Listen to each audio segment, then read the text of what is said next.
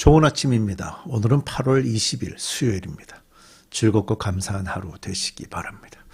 자, 우리가 스가랴서 13장 말씀으로 들어왔고요. 수목금 이제부터 3일 동안만 우리 스가랴서 마지막 부분을 보도록 하겠습니다. 오늘 우리가 볼 13장에서도요. 하나님이 누구신지를 좀 볼 수 있습니다. 내일도 우리가 좀 보게 될 테지만요. 오늘 말씀에서는 이스라엘 백성들의 죄를 씻어주시고 우상과 거짓 선지자들을 멸망시키고 마지막 때에 남은 하나님의 백성들을 연단시켜서 믿음의 사람들로 살아가도록 하시는 분이 하나님이다 하는 의미를 좀 전달하게 되거든요. 우리가 이제 말씀을 좀 볼 필요가 있고요. 이제 본문을 통해서 오늘 방금 설명드린 이 말씀들이 구체적으로 어떻게 기록되었는지 함께 우리 보도록 하십시다.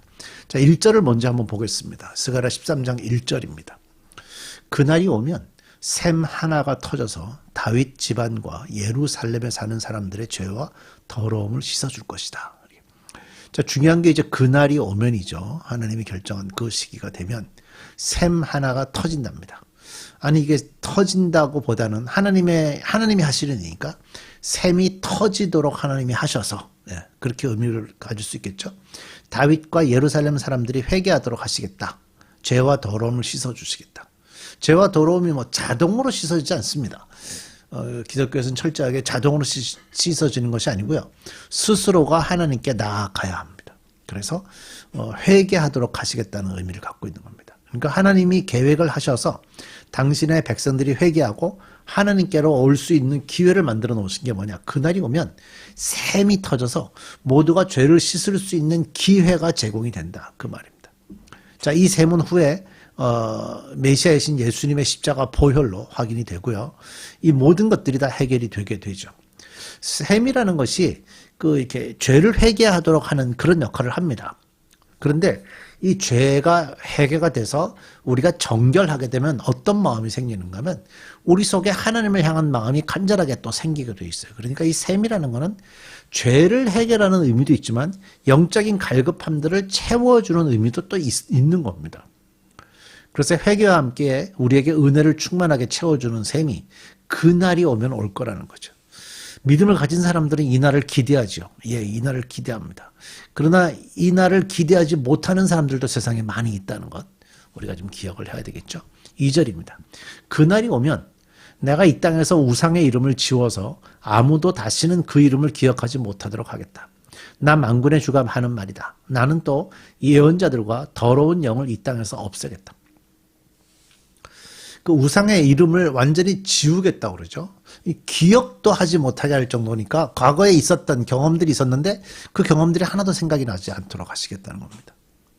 그리고 우상으로 먹고 살았던 거짓 선지자들, 또 실제적인 더러운 귀신들 하나님이 다 쫓아내시겠다, 없애겠다고 말씀하십니다.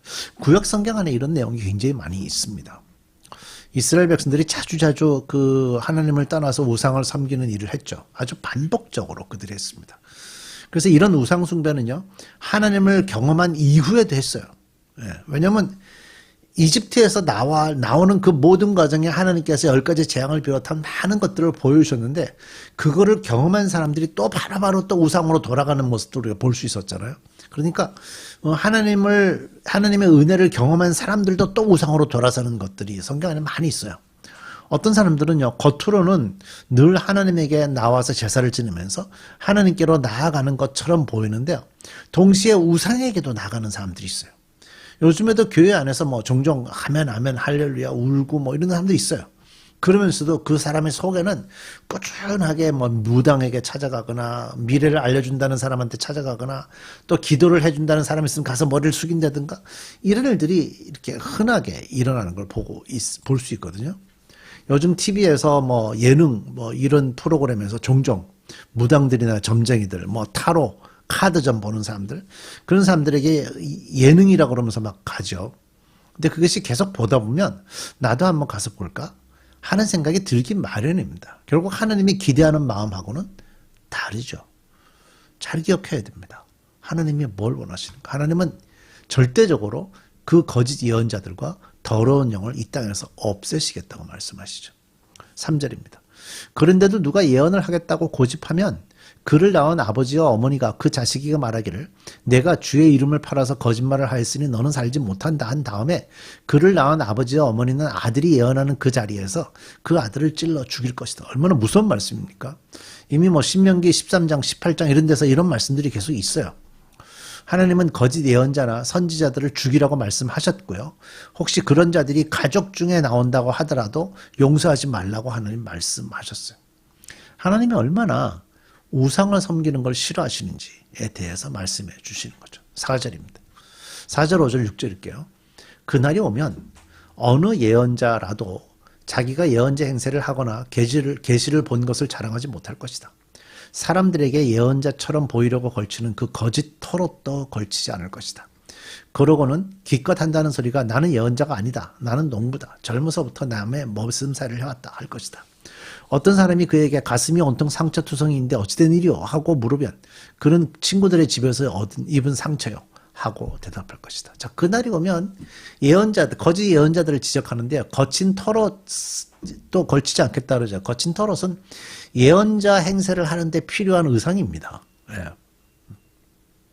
뭐 예를 들면 예수님보다 6개월 먼저 이렇게 사역을 했던 세례 요한 같은 경우도 광야에 살면서 거친 털옷을 입고 있었죠.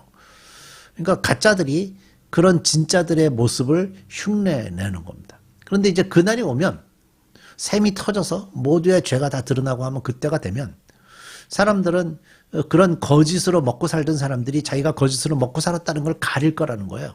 그래서 그 거친 털옷 이런 거 안 입는다는 거예요. 자기가 나름 봤다고 얘기했던 모든 이렇게 환상이나 계시들 그런 얘기도 하지 않을 거라는 거예요. 그러면서 하는 소리가 나는 예언자가 아니야. 난 농부야. 나는 젊어서부터 남의 머슴살이를 했어. 하는 거짓말들을 막 계속 하는 거예요. 얼마나 그 시대에 이 거짓 선지자로서 먹고 살아가는 사람들의 삶이 어땠는지 그들은 스스로가 모를까요? 전 안다고 생각하거든요. 스스로가 내가 지금 거짓 선지자라는 것을 난 알고 있다고 생각을 합니다. 그런데 그들은 계속해서 그런 행위들을 하는 거죠. 참 중요한 얘기입니다. 참 중요한 얘기입니다. 우리가 잘 기억해야 한다. 우리 주변에서 성경이 아니라 성경 비슷한 것들을 가르치고 있는 자들을 우리는 주의 깊게 봐야 되고요. 우리는 그들의 영향력에서 우리는 벗어나야 됩니다. 하느님의 말씀을 우리에게 받아야지 기독교적인 것으로 하면 안 됩니다. 6절에서 보면 가슴이 온통 상처투성인데 어찌된 일이요? 라고 질문한다는데 그게 뭐냐면 이제 거짓 예언자들은 이 몸에서 밀의 종교라고 그러는 건데 그게 이제 이게 몸을 상해하면서 몸에다 상처를 내면서 피를 흘리고 이런 것들을 통해서 앉아있는 사람들을 이렇게 집중시켜가지고 거짓 예언하는 그런 행위들을 많이 했거든요. 그러니까 여기에 상처가 많아요. 아무래도 피 흘리고 하니까. 그런 상처들을 보면서 아니 가슴이 온통 상처투성인 거 보니까 당신 예언자 같은데 그랬더니 아니라고. 난 친구 집에서 얻은 거라고. 근데 이 사람들이 친구라고 얘기하는 그 친구들도요. 일반적으로 우리가 알고 있는 그런 친구들이 아니고 연애하고 육체적으로 연애하고 하는 그런 사람들을 얘기할 때 친구라고 쓰는 그런 단어라는 거예요. 그러니까 이 짧은 문장 안에 하나님이 싫어하는 내용이 이 안에 가득합니다. 그날이 와서 샘이 터지면 이런 죄악들이 다 드러나게 될 것이고요. 그러나 두려워하지 않아도 됩니다. 여러분들은. 왜? 하나님의 백성들은 그 샘으로 인해서 오히려 우리의 죄가 깨끗하게 용서받게 되는 것이니까. 우리에게는 은혜의 날이 될 겁니다. 자, 마지막 7, 8, 9절 볼까요? 하나님의 목자를 죽이라는 명령입니다. 7절. 가라. 깨어 일어나서 내 목자를 쳐라. 나와 사이가 가까운 그 사람을 쳐라. 나 만군의 주가 하는 말이다. 목자를 쳐라. 그러면 양떼가 흩어질 것이다. 나 또한 그 어린 것들을 칠 것이다. 내가 온 땅을 치면 3분의 2가 멸망하여 죽고 3분의 1만이 살아남게 될 것이다. 나 주가 하는 말이다.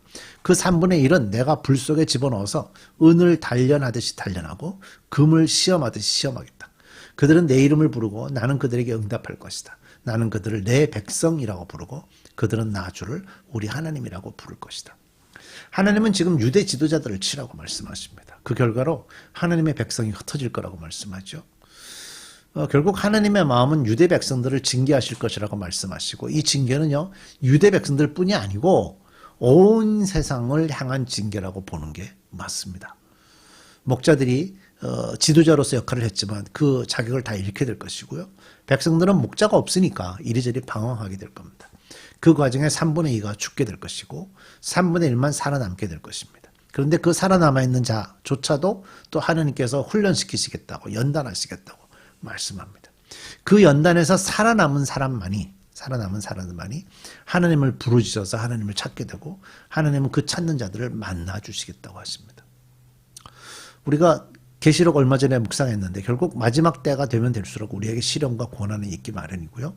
유혹이 있기 마련입니다. 그럴 때일수록 더 말씀 안에 쓰셔서 창조주가 여러분들의 하나님이 되고 여러분들은 하나님의 자녀로 영원토록 살아갈 수 있기를 바랍니다. 우리 기도하겠습니다. 마지막 때에 대한 말씀을 들으면 좀 두렵고 염려스럽지만 한편으로는 우리가 이미 구원받은 자로서 하나님의 자녀로 살고 있기에 이런 두려움에서 벗어날 수 있게 되었고 이 날을 기대하게 할 수 있어 감사합니다. 그날이 오면 우리가 이 날을 소망하며 살아갈 수 있는 믿음의 사람들 되게 해 주옵소서. 예수님의 이름으로 기도드립니다.